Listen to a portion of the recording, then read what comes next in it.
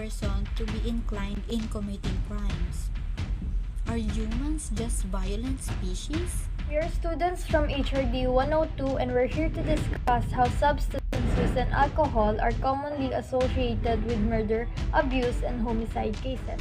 In reference with the study entitled Psychoactive Substance and Violent Offences, a retrospective analysis of presentation to an urban emergency department in Switzerland. Our group will be explaining what type of psychoactive substance are commonly involved in interpersonal violence. Psychoactive Substances and Violent Offences, a retrospective analysis of presentations to an urban emergency department in Switzerland.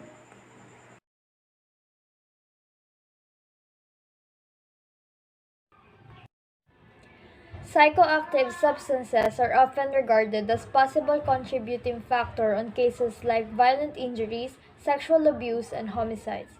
Some examples of psychoactive substances include alcohol, caffeine, nicotine, marijuana, and certain pain medicines. It is said to be that alcohol and drugs are present in both offenders and victims in many violent cases, and the prevalence of violence is higher among people who abuse these types of substances. For example, the alcohol. It is one of the most commonly used psychoactive substance in Switzerland. It subjects relaxation and positive mood when used moderately, but it is also associated with aggressive behavior and violent crimes when abused.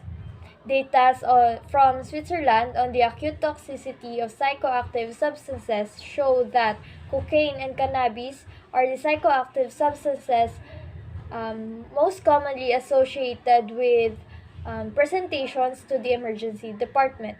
Based on the data from both hospitalized and emergency department patients, cocaine is related on aggression and marijuana is found to be associated with greater likelihood to commit violent offenses than no or rare use. But other researches seem to conclude that there are differences between expected association and clinical experiences of some psychoactive substances. For example, the benzodiazepine. Um, it, it's expected to resemble the effects of alcohol since they have similar properties. However, benzodiazepines are often regarded as an anti-aggression drugs. Possible explanation for this discrepancy may include individual differences such as age, personal history on mental disorder, and or dose-related effects. There are currently only limited data related on ED presentations associated with psychoactive substances other than alcohol. That is why this study was made.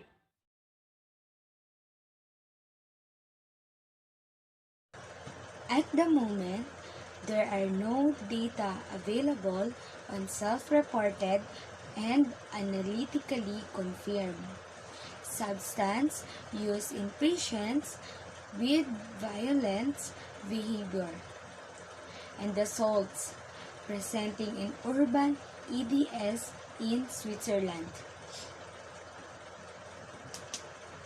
Since this is a frequent problem, the present study aimed to describe the presentations related to violent assaults in association with psychoactive substance use at a large urban ED in Bern, Switzerland.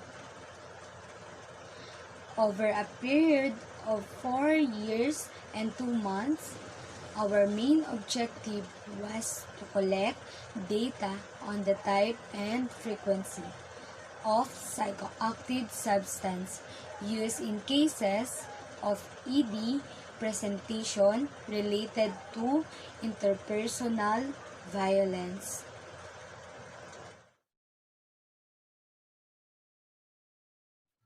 So, for the methods that researchers use is retrospective study. Retrospective study at the University Hospital of Bern, Switzerland between May 2012 and June 2016. This retrospective study was approved by the local ethics committee. So, what is retrospective study? The retrospective study is a study that analyzes two groups of individuals, those with the disease or conditions being studied and a group of individuals who do not have the disease or conditions but are extremely comparable to the cases. The investigations focus on cases of violent crime involving psychoactive substances, cases of isolated ethanol intoxication, suicide attempts, and the last one is medical substances. Use were all excluded. The Insulspital Bern University Hospital's emergency department serves a catchment area of approximately 2 million people in the canton of Bern, with approximately 40,000 emergency admissions per year, greater than 16 years of age, and serves as both a primary care facility and a tertiary referral center for other hospitals in the area.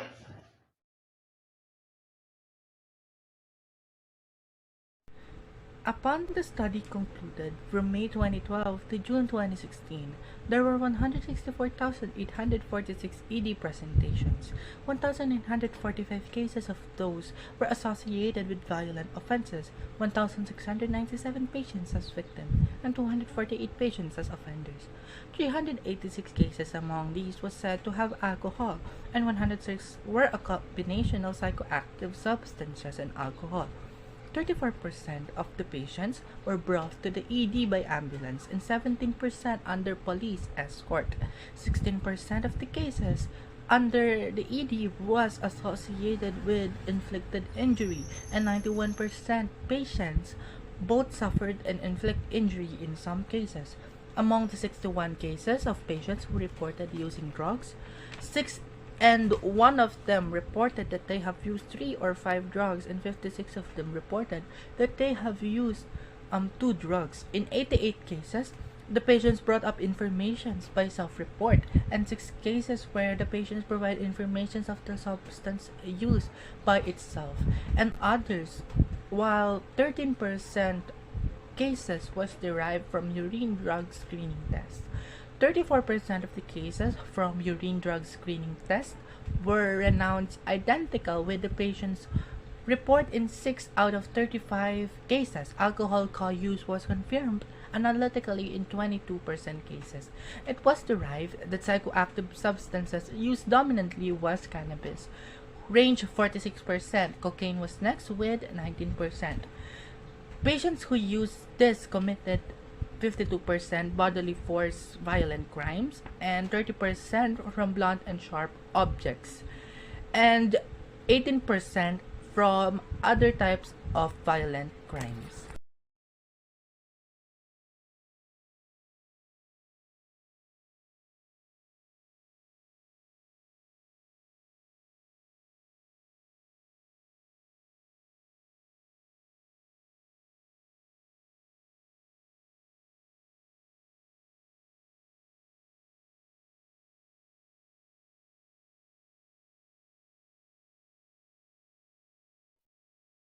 Hello, this is Ericka from HRD 102 presenting our group's conclusion.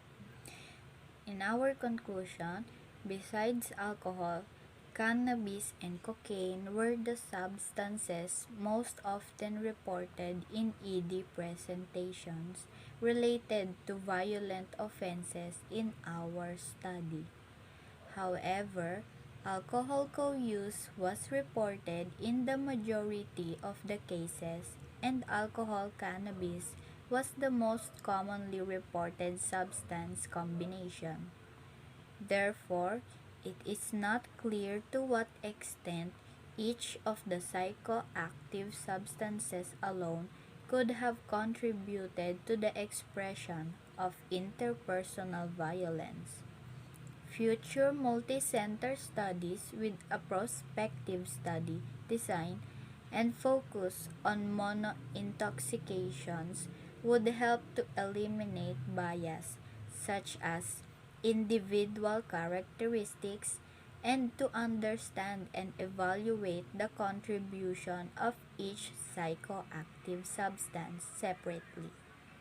However, combinations are more common and this is therefore very difficult to accomplish in a real-life ED setting.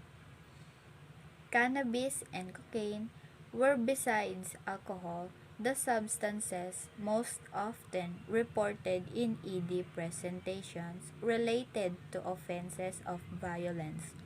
Because of the high prevalence of alcohol co-use, no final conclusion can be drawn on the contribution of single substances.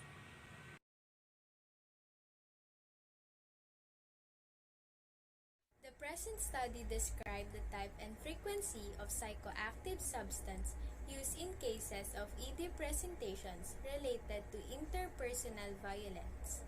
Besides alcohol, the substance most often involved were cannabis and cocaine, while other psychoactive substances were comparatively infrequently reported or detected. In most cases, the patient was male, between 21 and 30 years old, and was brought to the ED during the night in a weekend after an urban violence offense. In more than one-third of the cases, the personal history of the patient included chronic substance abuse and approximately one-fifth of the patient suffered from psychiatric disorder. In our findings, cannabis seems to play a dominant role after alcohol for presentations related to violent offenses.